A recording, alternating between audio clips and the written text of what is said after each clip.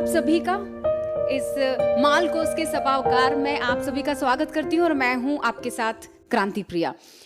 हम युवा साहिती कहानी पाठ के इस सेशन में लगभग 1.5 घंटे एक दूसरे के साथ रहेंगे। हम सुनने वाले हमारे साथ बेहतरीन पैनल में जो नजर आ रहे हैं, मैं इंट्रोडक्शन दूंगी, मैं परिचय और भी पढ़ूंगी। उसके बाद मैं अगला जो नाम पुकारने वाली हूं अंग वस्त्रम के लिए हेमंत अय्या जी हैं। हेमंत जी युवा कोंकणी कवि और लेखक हैं। आप मराठी विभाग गोवा विश्वविद्यालय से पीएचडी कर रहे हो और आपके 2 कविता संग्रह काय कन्फ्यूज्ड कविता और पोकल वन कहानी संग्रह कथाकार तथा एक नुक्कड़ नाटक संग्रह पथ सम्राट प्रकाशित हो चुका है। आपको साहित्य अकादमी युवा पुरस्कार और सर्वश्रेष्ठ गीतकार पुरस्कार से विभूषित किया जा चुका है। अगला नाम नमस्कार। यहाँ पे उपस्थित सभी साहित्यकर्मी तथा साहित्य अकादमी के कर्मचारी एवं पदाधिकारियों को मेरा नमस्कार। कथाकार इस संग्रह से जो मेरी टाइटल कथा है कथाकार, उसका हिंदी अनुवाद मैं यहाँ पर पढ़ने जा रहा हूँ। यह अनुवाद करने की चेष्टा मैंने खुद की है और टाइटल है कथाकार। आतंक भरा ध्वनि उसके कानों के पर्दों को चीरता हुआ कलेजे की द्वार पर आ खड़ा हुआ, पर कलेजे का द्वार उससे न खुला। वह फिर से पीछे मुड़ा और उसी जोश के साथ फिर से कानों के पर्दों को चीरता हुआ कलेजे की द्वार पर आ टकराया। कथाकार ने अपनी उंगलियां कानों में डाली और कुछ देर का कुचकुचाई। कानों के अंदर पहुंचे कहीं ध्वनि इस बीच कानों में ही परलोक सिधारे।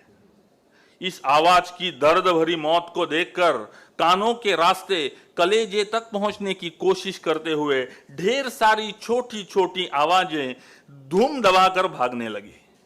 पर ऐसे नजारे को देखने के लिए आंखें कहां तक काम आएगी। खैर, नसीब हुआ एक मौका उसने गवाया था खुश होने का, और कथाकार यूं ही उठकर चलने लगे। कम से कम आज तो मुझे अपनी कथा संग्रह की अंतिम कथा लिखनी है बस, उसने मन ही मन सोचा। उसी वक्त कलेजे के द्वार पर मरे हुए उस ध्वनि का अंतिम संस्कार शुरू था। किसी ने उस मरे हुए आवाज की एक हाथ लापरवाही से चीता से बाहर ही छोड़ दी थी। कथा संग्रह की पहली कथा में ट्यूबलाइट के पीछे गुजारा कर रही चिपकली आई थी। एक दिन एक कविता लिखते समय चिपकली बस उसके कविता लिखे कागज पर हग दी। उसे बहुत गुस्सा आया।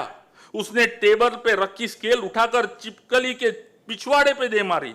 उसे लगा चिपकली तो मर गई, पर चिपकली कहां मरी, सिर्फ उसकी पूंछ कटी, और वह कटी पूंछ नीचे कथाकार के लिखे आधे लिखे कविता के कागज पर ट्यू ट्यू ट्यू ट्यू नाचने लगी।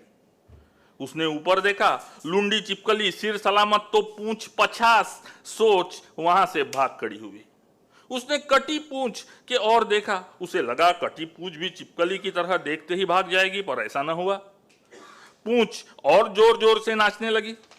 उस नजारे को देखकर कथाकार और भी गुस्से में आया और पूंछ को आधी लिखी कविता के कागज में लपेटकर उसने बाहर फेंक दिया। वहां से कविता छूटी और कथा शुरू हुई, पहली ही कथा।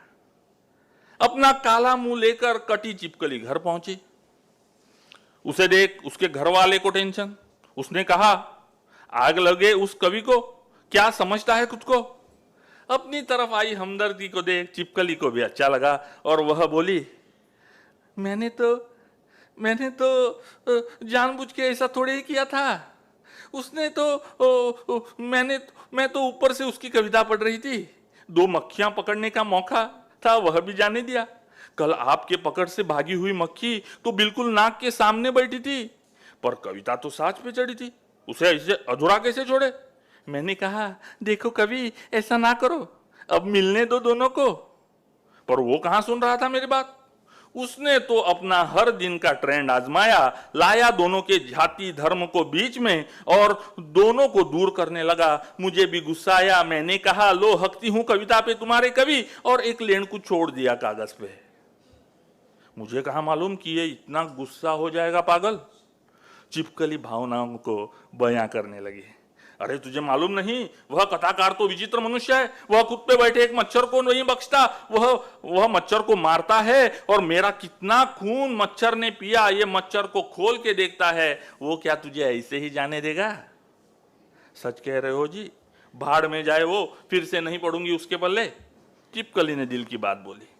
बिल्कुल सही सोचा, पर बिना पूछ बच्चों के सामने जाओगी तो बच्चे तो तुम पे खूब हंसेंगे। तो सोचो अब क्या करोगी? पति ने चिंता जाहिर की। तो अब क्या करूं, आप ही बताओ। तुम एक काम करो, 8 दिनों के लिए अपने भाई के यहां रहो। मैं कह दूंगा बच्चों से कि तुम मामा के घर गई हो। 8 दिन तक तुम्हें भी छोटी सी पूजा आएगी, तब आ जाना वापस। चिपकली को पति का सुझाव पसंद आया। चिपकली भाई के घर चली गई। भाई के घर गई, बच्चों की मां वापस न लौटी, और उसका पति दूसरे लंबी पूंछ वाली चिपकली के साथ जिंदगी गुजारने लगा। भूखे पेट 2 बच्चे मर गए। एक ने ट्यूबलाइट का बायां कोना पकड़कर जिंदगी गुजारना शुरू किया। पहली कथा लिखकर खत्म हुई थी। कथाकार बेहद खुश था। अपने बदन पे बैठे 2-3 मच्छरों को बिना कुछ किए 4-5 मिनट तक उसने अपना खून पीने दिया। उसी खुशी में उसने अपनी दूसरी, तीसरी, चौथी ऐसी कई कथाएं लिख डाली। अपनी 9वीं कथा लिखते समय एक काला चींटा उसके पैरों के पास लुड़बुड़ करने लगा। कथाकार ने पूछा, जान प्यारी नहीं क्या चींटे, या मसल दूं तुझे वहां के वहां? चींटा बहुत घबराया और कहने लगा, मैंने आपको कसम से नहीं काटा कथाकार, बस आपसे एक जरूरी बात करनी थी। जो भी बात है जल्दी से बोल। तुझ जैसे फालतू प्राणी के साथ बात करने के लिए मेरे पास समय नहीं। उस चींटे ने उसने चींटे के साथ बेहद घमंड से बात की। चींटे को भी थोड़ा बुरा लगा, पर काम तो उसका था। चींटे ने इस कड़वे अनुभव को निगल लिया। कड़वे अनुभव को निगला हुआ चींटा थोड़ा बड़ा हुआ। यह देखकर कथाकार अचंभित हुआ और थोड़े गुस्से से बोला, फोकट में चीनी खाते हो, गुड़ खाते हो, कैसे फूले हो देखो तो। नहीं कथाकार, ये मुफ्त का खाना नहीं है।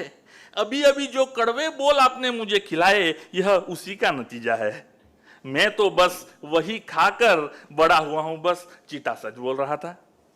देख, तुम मरेगा अब मेरे हाथों से। फिर से कड़वा अनुभव। चींटे ने उसे भी खाया। इस बार चींटा 4 गुना बड़ा हुआ। कथाकार और भी अचंभित। ना चीनी, ना गुड़, ना शहद, ना घी, ना तेल, फिर भी ऐसे कैसे फूल रहा है ये चींटा? अब जाते हो या मसल दो तुम्हें? ऐसा कहकर कथाकार ने अपना पैर उठाया तो चींटा उस कड़वे अनुभव को निगलकर फिर से और मोटा हुआ।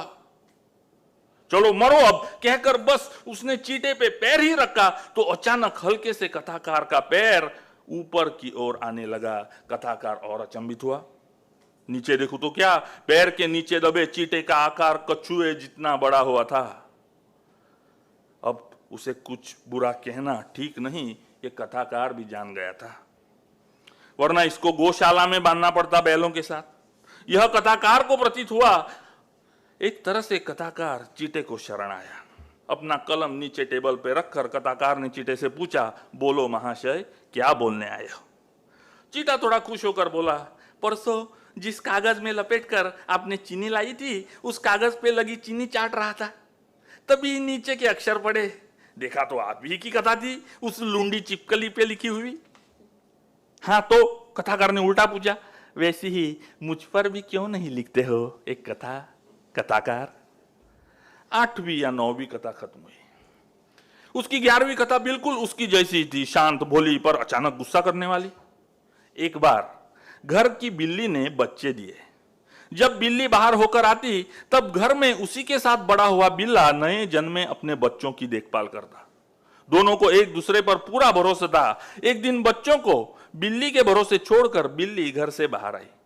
तभी पड़ोस वाली बिल्ली वहां आकर उसे बोली, बहन, ये मर्दों की जात है, इन पर विश्वास नहीं रखा जा सकता। अगर उसे भूख लगे और खाने में कुछ ना मिले तो शायद बच्चों को ही ना निगल लेते रहे। बस हो गया शक। बिल्ली बेचैन। फिर भी वह पड़ोसी बिल्ली से बोली, नहीं जी, मेरे वो ऐसे नहीं। बिल्कुल उसी समय घर में बाहर से एक काला बिल्ला बच्चों को खाने आया। घर का बिल्ला होशियार हुआ। काला बिल्ला बच्चों के पास आ रहा था। ये देख के घर के बिल्ले ने एक पंजा उसके कनपटी पे दे मारा। काला बिल्ला गुस्से में आया। उसने पूरी ताकत के साथ घर के बिल्ले पर हल्ला बोला। घर के बिल्ले पर उसके पंजे लगाए, पर घर का बिल्ला भी कम ना था। उसने आक्रामक प्रतिकार किया और अपनी एक ही कांट से काले बिल्ले का पेट फाड़ डाला। काला बिल्ला चिल्लाता हुआ वहां से भाग गया। बच्चे जहां सोए थे वहां दोनों बिल्लों का बहुत खून पड़ा था। अब डर की कोई गुंजाइश नहीं। ये समझने के बाद बिल्ला थोड़ा आराम करने की सोचने लगा और कुछ ही देर में खर्राटे देने लगा। कुछ देर बाद पड़ोसी ने कान भरी हुई बिल्ली बच्चों के पास पहुंची। उसने बच्चों की जगह पड़ा ढेर सारा खून देखा। वो तहस नहस हो गई। तो हरामी बिल्ले ने आखिर अपनी जात दिखाई दी। उसने पूरे गुस्से में आकर खराटे देते हुए बिल्ले की आंख पर पूरी ताकत के साथ पंजा चलाया। क्या हुआ ये समझकर उठने के वक्त तक घर के बिल्ले की आंख फूट चुकी थी। अपनी फूटी आंख को लेकर बिल्ला वहां से भाग गया।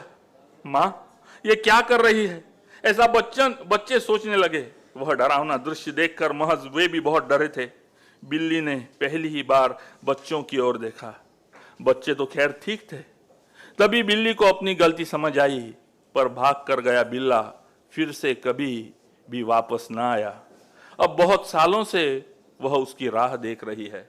बस कथा संग्रह बहुत ही अच्छा बन रहा था, लेकिन मनचाही अंतिम कथाकार को नहीं मिल रही थी। चिपकली हुई, चीटा हुआ, बिल्ली हुई, कुत्ता, लोमड़ी, बैल, बाघ सब हुए, पर अंतिम कथा क्या होनी चाहिए ये उसे समझ नहीं आ रहा था। पिछले 5-6 माह कथाकार अंतिम कथा की खोज में था। डॉक्टर ने उसे कहकर रखा था, जल्द से जल्द मां पे इलाज होना जरूरी है, बहुत पैसा लगेगा, तैयार रहे ना। पर अंतिम कथा लिखने से पहले ना, नॉट पॉसिबल। अंत में मां ने अंतिम सांस ली। मामा के लड़के का फोन आया, मां गुजर गई, जल्दी आ जाओ। बैठी जगह से उठना उसे कठिन लगने लगा। अंतिम कथा आधे पर पहुंची थी। वो परेशान सा उठा और सीधा मामा के घर पहुंचा। मां, यह पहचान जिस औरत की पिछले 5-6 महीने से ही है, बस उसके मृत्यु के प्रति कैसा शोक। कुछ भी हो, मां तो मां है अंतिम।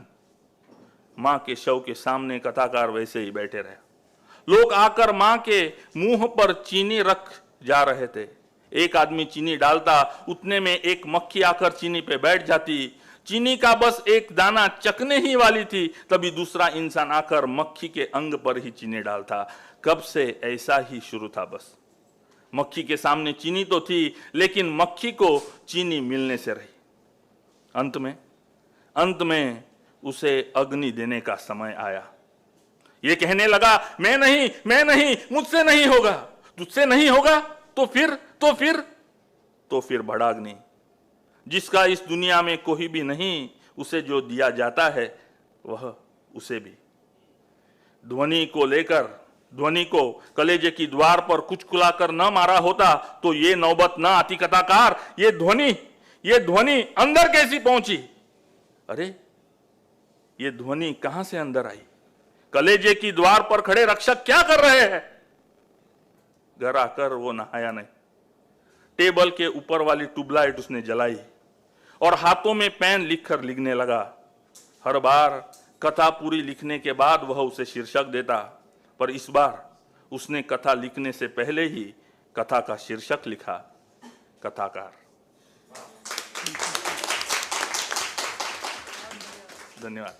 धन्यवाद।